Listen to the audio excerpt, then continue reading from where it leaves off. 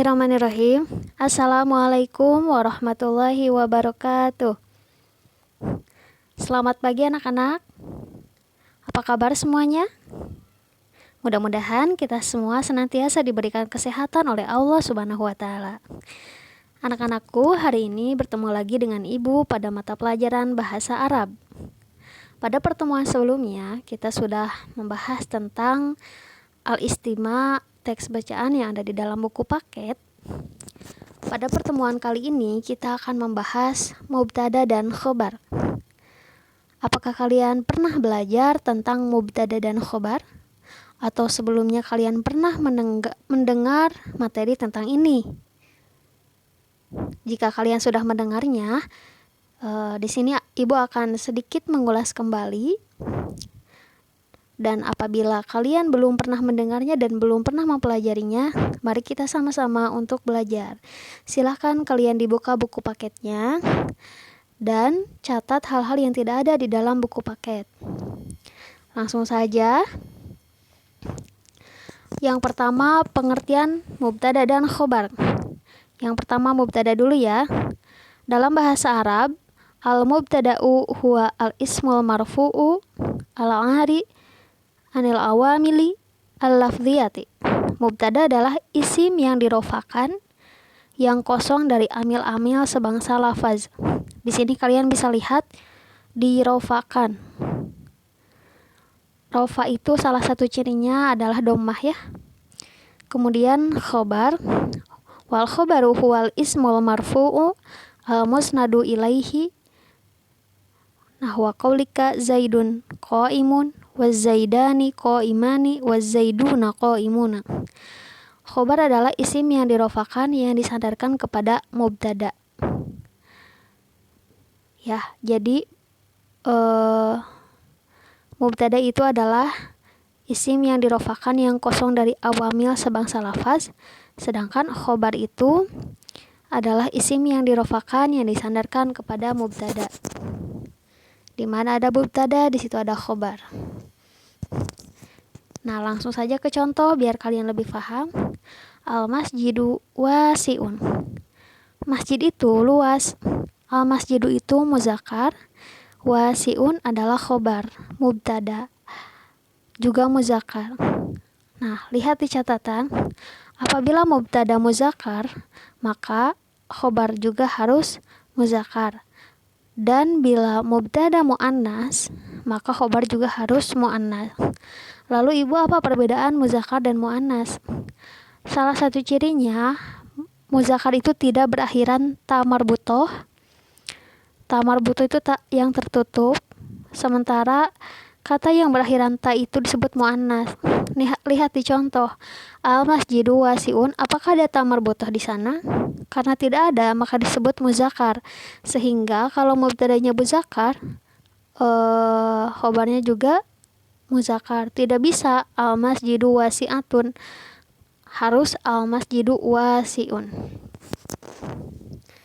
Kemudian anak-anak yang selanjutnya, contoh yang kedua. Kalau tadi contoh mubtada dan khobar yang muzakkar, sekarang yang kedua, contoh mubtada dan khobar yang muannas. Al-madrasatu kabiratun. Mohon maaf ya, ini maksudnya terjemahannya adalah sekolah itu besar ya, bukan masjid itu luas. Sekolah itu besar. Al-madrasatu mubtada, sedangkan kabiratun khobar. Al-madrasatu muannas, maka khobarnya juga harus muannas. Al-madrasatu, di situ ada ta marbutoh, kabiratun ada ta marbutoh juga. Bukan al-madrasatu kabirun, itu salah besar. Harus al-madrasatu kabiratun. Paham tuh? Jadi ingat ya anak-anak, mubtada itu kalau muzakkar, maka muannas khobarnya juga harus muzakkar. Dan apabila mubtadanya muannas, khobarnya juga harus muannas. Lalu Ibu, ciri muannas itu apa? Salah satu ciri muannas itu adalah ta marbutoh. Di ujungnya ada huruf ta yang tertutup. Nah, contoh lainnya di sini ada 3. Zaidun qaimun. Az-zaidani qaimani dan az-zaiduna qaimuna. Ada 3 ya. Yang pertama itu adalah contoh mubtada khobar bentuk tunggal. Yang kedua tasniyah, yang ketiga bentuk jamak atau banyak. Yang bentuk tunggal, Zaidun qaimun. Zaid itu berdiri, jadi seorang Zaid berdiri.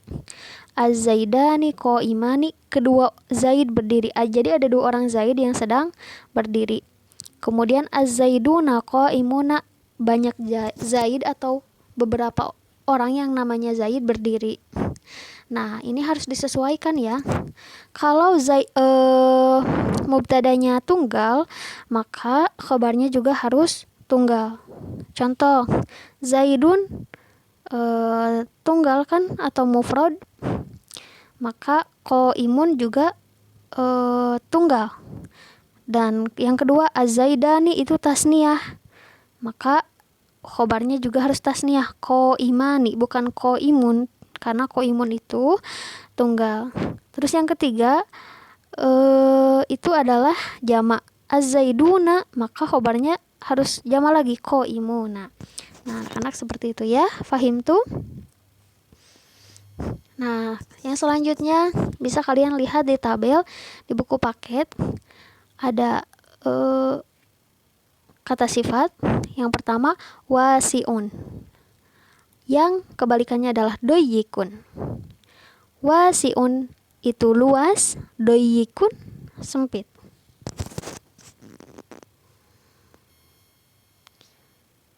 Nah, yang kedua jamilun. Kalian bisa angkat tangannya ke atas. Jamilun, qobihun. Jamilun bagus, qobihun jelek. Terus yang ketiga kabirun besar, sogirun kecil. Kabirun besar, sogirun kecil. Sariun, batiun. Sariun cepat, batiun itu lambat.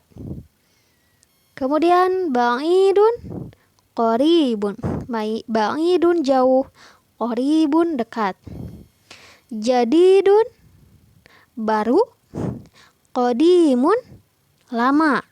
Bisa dilihat di sini buku baru, kalau itu yang lama. Kemudian nazifun, wasihun. Nazifun bersih, wasihun kotor. Kemudian mahirun, jahilun. Mahirun pintar, jahilun bodoh. Dan yang selanjutnya munirun terang, mudlimun gelap. Munirun mudlimun. Yang terakhir qawiyun kuat, do'ifun lemah. Qawiyun dan do'ifun. Nah, anak-anak, itu kata sifat yang tadi. Nah, selanjutnya ibu akan memberikan contoh lagi nih kata sifat dalam mubtada dan khobar. Hadza kitabun jadidun, ini buku yang baru. Hadza kitabun menjadi mubtada, jadidun menjadi khobar mubtada. Nah, ini kan muzakkar ya. Kitabun muzakkar, jadidun muzakkar. Coba lihat yang muannas. Hadhihi madrasatun wasi'atun, di sini ini sekolah yang luas. Hadhihi madrasatun mubtada dan wasi'atun khobar mubtada. Madrasatun di sini muannas karena ada ta marbutoh, maka khobarnya juga wasi'atun bukan wasi'un. Fahimtum? Nah, anak-anak, itu pembelajaran bahasa Arab pada hari ini. Ibu harapkan kalian tetap semangat, kemudian dapat menghafalkan kata-kata sifat beserta kebalikannya. Kemudian kalian juga dapat memahami mubtada dan khobar serta dapat memberikan contoh. Terima kasih atas perhatiannya. Mohon maaf apabila ada hal-hal yang kurang berkenan. Apabila kalian belum paham tentang materi yang ibu sampaikan, silakan japri ke ibu. Wassalamualaikum warahmatullahi wabarakatuh.